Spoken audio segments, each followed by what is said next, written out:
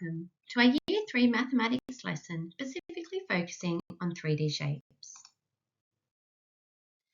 Prior to this lesson, students have developed an understanding of 2D shapes and their different concepts. This prior knowledge is crucial in advancing the students' knowledge in how 3D shapes are formed.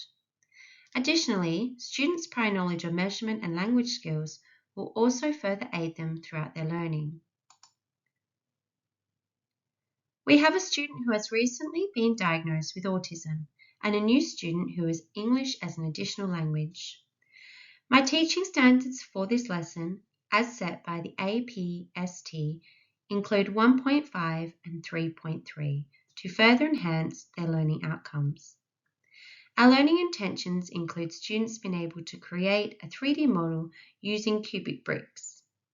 For my students to be successfully achieve this criterion, they must be able to create their own 3D model whilst also compare and identify their key features. This learning outcome is directly linked to the Australian Curriculum Assessment and Reporting Authority Curriculum Code AC9M3SPO. Throughout my lesson, there are many different teaching strategies which have been implemented for my students. As we commenced the lesson, I wanted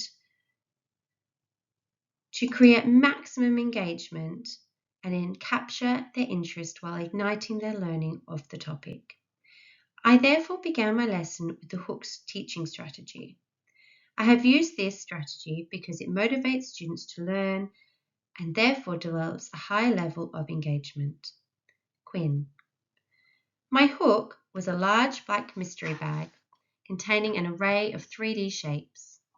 Other resources which I will be using during my lesson include cubic bricks, a whiteboard, whiteboard markers, a visual timer, and visual aids like palm cards to support my English as an additional language student and autistic student. Using explicit instructions prior to setting the children up for their task has shown to have a positive impact on students, especially during mathematics lessons, and further supports students with additional needs, including both my English as an additional language and autistic student, the Australian Education Research Organisation. This is also an active learning strategy as it involves group work, sitting in pairs, and problem solving what the shape is. By scaffolding my students, I can build on their prior knowledge and ensure that they understand the task. Van der Straaf. For the body of my lesson, I used the Think, Pair, Share strategy. I chose this activity because it builds collaboration and cooperation among students.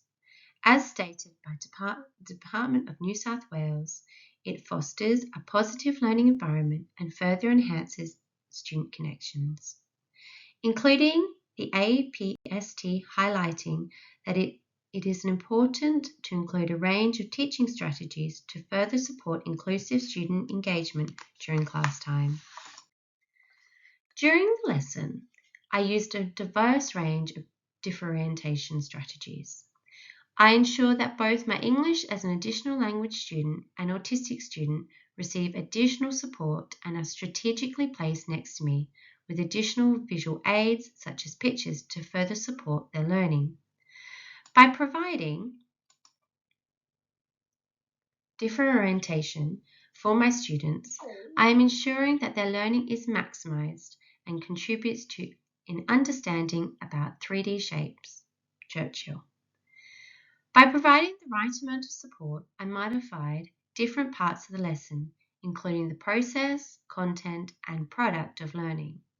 Tompkins identifies these steps to successfully provide differentiation. I did this by providing them with a choice of which 3D shape they wanted to create. I ensured that additional time to complete the task was provided, along with extra visual aids in front of them. Visual aids, including the use of a visual timer, are an effective tool in supporting students to feel the passage of time, which results in time awareness and improves task completion. Inclusive teach. Next, I structured the learning environment to allow each pair of children to find their own place in the room and feel comfortable so that they could discuss and build their model together. I ensured that both my English as an additional language student and my autistic students worked in a group with me. By providing these adjustments to the curriculum, I'm ensuring that the maximum learning opportunities are made available to all my students in the classroom. Akara. To ensure that I'm aware of what the students have learnt and prior to being able to move on to the next topic,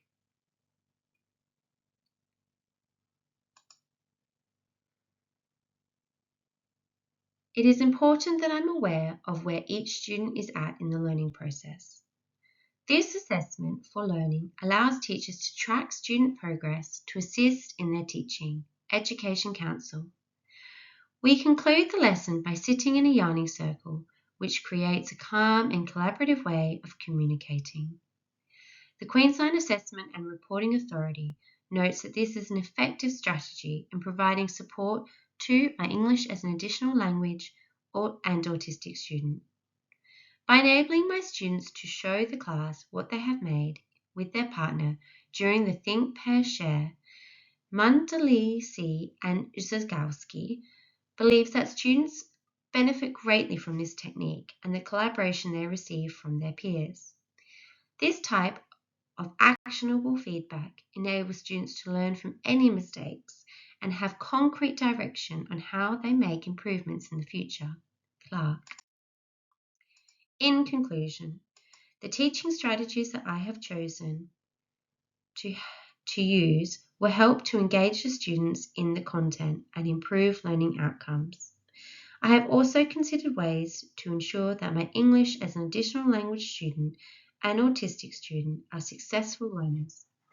I hope this presentation provides an understanding of my lesson plan, resources, and why I have chosen certain strategies and how differentiation is implemented for my students.